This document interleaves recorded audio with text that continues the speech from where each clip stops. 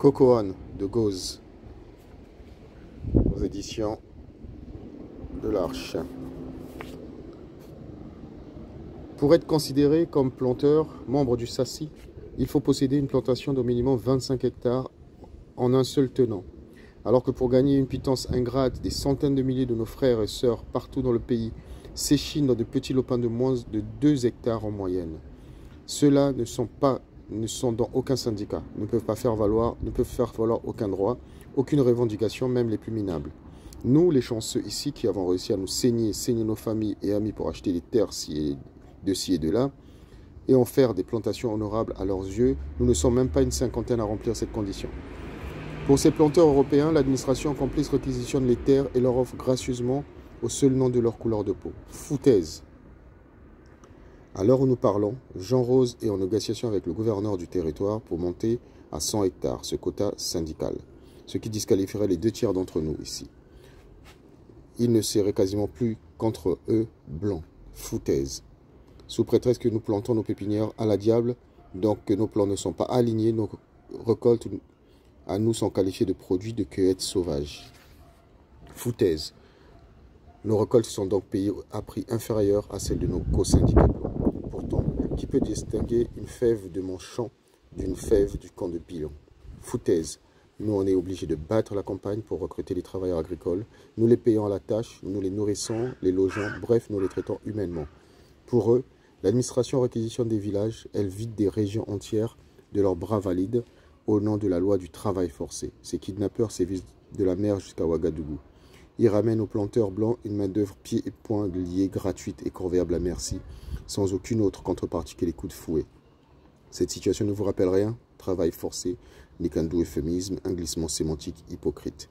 Moi, j'affirme sans embâche que l'administration coloniale a replongé le pays dans les temps obscurs de l'esclavage. La seule différence est qu'il n'y a plus de traversée de l'Atlantique, et tout ça pour le bénéfice exclusif et gourmand de nos camarades blancs et syndiqués. Foutaise. Tout planteur africain, c'est-à-dire nous, et rien que nous, doit désormais passer par des contrôleurs pour valider la pesée de ses produits avant de se les faire payer. Les 10 contrôleurs sont entérinés dans leur fonction après acceptation par le président du SACI, qui peut revoquer sur simple lettre celui qui ne lui plaît pas. Foutaise. Ces fameux contrôleurs dévenaient leur couleur de peau blanc. Gauze de Cocoan de Gauze. C'est le quatrième livre que je lis de cet auteur, donc d'origine ivoirienne, Gauze. Et c'est l'un des plus troublants. J'ai toujours... autant il est, encore une fois, extrêmement intelligent. J'aime beaucoup le projet. Enfin, je comprends le projet et je le valide, ce projet de raconter, en gros, le Coco Island qui est... évidemment, parle de la Côte d'Ivoire, qui est le 3e producteur de cacao au monde.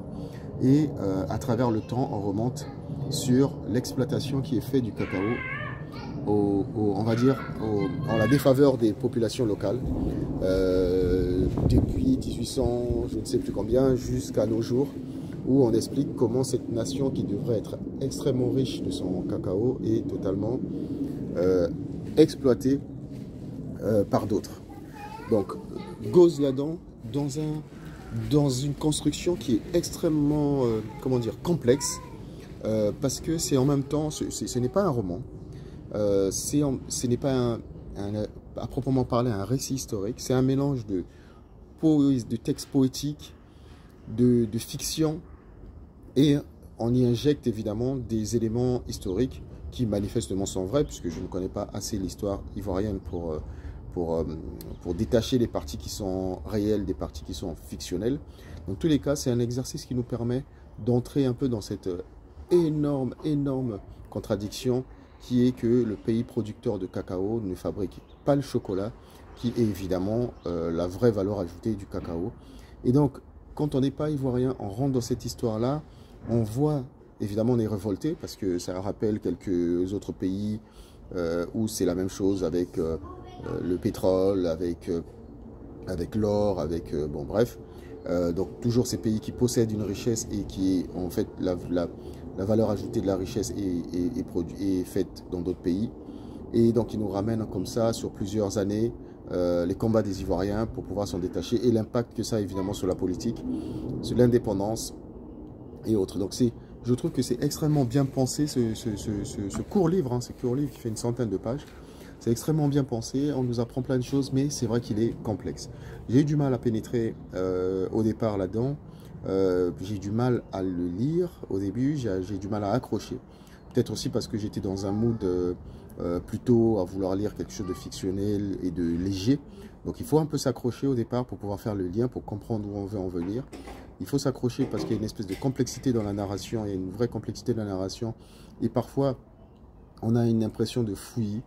En même temps, je le trouve extrêmement bien fait, extrêmement bien pensé, mais je le trouve, j'ai une impression de non, enfin c'est pas abouti, j'ai l'impression d'un projet qui n'est pas allé assez loin, parce que j'aurais bien aimé moi avoir plus d'éléments sur les contextes économiques, qu'est-ce qui sous-tend cette situation-là d'un point de vue économique, qu'est-ce qui se passe en amont, qu'est-ce qui se passe en aval. Bien sûr, on voit un peu l'impact sur les populations, mais je trouve que ça ne va pas. En même temps, en fait, c'est paradoxal, parce qu'en même temps, je trouve bien ce livre, en même temps, je trouve qu'il ne va pas assez loin. Il ne va pas assez loin dans ce qu'il veut démontrer, dans l'impact sur les populations, l'impact sur la politique. Il suggère des impacts sur des événements politiques, évidemment, sur des coups d'État, ou en tout cas des présidents qui ont été mis là à la place d'autres. Il suggère que chaque crise politique, comme par hasard, est liée à des renégociations de tarifs du cacao. Au Congo-Brazza, on sait ça, hein, chaque coup d'État était lié à une renégociation du prix du pétrole. Mais je trouve que ça ne va pas assez loin. Je trouve que c'est un projet qui a l'intérêt d'être court, puisque c'est quand même assez complexe à lire au départ, surtout. Mais en même temps, bah, il manque quelque chose. Quand on va dans la dénonciation, je trouve que ça ne va pas assez loin dans la dénonciation. Et évidemment, le fait d'utiliser un pays imaginaire, bah, c'est très bien. Nous, on sait que c'est la Côte d'Ivoire derrière, mais en fait, derrière, on ne sait pas si les personnages posés sont des personnages fictionnels ou est-ce qu'il y a vraiment des personnages historiques qu'ils pointent du doigt. Et donc là, on aurait aimé aller un peu plus loin, notamment évidemment dans la figure du traître. Il y a toujours des traîtres dans ces cas-là, il y a toujours, enfin des traîtres, des gens qui travaillent avec l'exploiteur. Et en fait, j'ai une impression que ça aurait mérité d'aller plus loin en profondeur dans les méandres. Je ne sais pas si Gauze, je pense, je le connais très érudit et gros travailleur. Donc quand il plonge dans des questions historiques, il prend vraiment le temps de se documenter. Et je pense qu'il avait beaucoup de matière pour nous faire rentrer un peu plus dans la complexité des discussions, que ce soit en amont dans les années 60 à l'indépendance, mais aussi comment ça se passe sur les plages de marché, qu'est-ce qui se passe, qui tire les ficelles, quelles sont les entreprises, quels sont les mécanismes économiques qui ont été mis en place pour que jusqu'à aujourd'hui, il y ait ce scandale quant au cacao. Quelle est aujourd'hui l'infrastructure? Parce qu'on sait que nous, enfin pendant des années, nous qui ne sommes pas ivoiriens, on nous a toujours dit bah, la Côte d'Ivoire économiquement est une succursale de la France, avec toutes les PME, TPE et tout qui sont des structures françaises. Est-ce que, voilà, j'aurais bien aimé aller un peu plus loin dans ça, parce que je suis quelqu'un de très curieux, notamment des histoires des autres pays africains. Et là, j'ai une impression d'inachevé, de pas totalement abouti. On me donne un petit quelque chose, on me dit, vous sachez qu'il y a un scandale lié au cacao, ok. J'en avais peut-être plus ou moins conscience, vaguement conscience, j'en prends un peu plus conscience, mais ça ne va pas assez loin. Pourtant, c'est bien écrit. C'est parfois, comme j'ai dit, c'est poétique, c'est très travaillé, mais c'est parfois un peu complexe à lire. Dans tous les cas, je conseille fortement ce Cocorin de Gauze parce que c'est une première étape dans encore cette réflexion qu'on a que plein... Enfin, je vois bien tous les panafricains qui ne vont pas lire le livre, évidemment, parce que ça gueule souvent beaucoup sans jamais rien y comprendre, qui vont le prendre comme une espèce d'étendard, sans vraiment prendre le temps de rentrer là-dedans, et puis surtout sans prendre le temps de rentrer dans les méandres. Aujourd'hui, j'aimerais bien savoir, parce que j'aurais bien aimé, quels sont les Ivoiriens aujourd'hui qui en tirent profit, quelles sont les entreprises, quelles sont... Voilà, ça manque en fait quelque part de rentrer dans le détail. Mais dans tous les cas, le projet est extrêmement intéressant. La narration est tellement bien. J'ai eu du mal à rentrer dedans, j'ai eu du mal à prendre la fin de corps, mais au final, j'ai pris un réel grand plaisir à lire ce Gauze qui est toujours...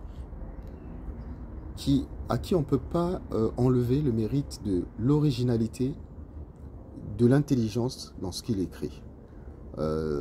J'ai eu sur ses autres livres à chaque fois des petits bémols, mais je ne peux pas enlever à cet auteur le fait qu'il veut nous faire réfléchir et il veut nous faire nous apprendre des choses quand il écrit des choses. Voilà. Très bon, enfin, bon opus. J'ai préféré paradoxalement Camarade Papa, mais je trouve qu'il est bien, il est court, c'est un premier pas dans la question ivoirienne et je trouve que c'est plutôt bien mené. Goes Cocoran.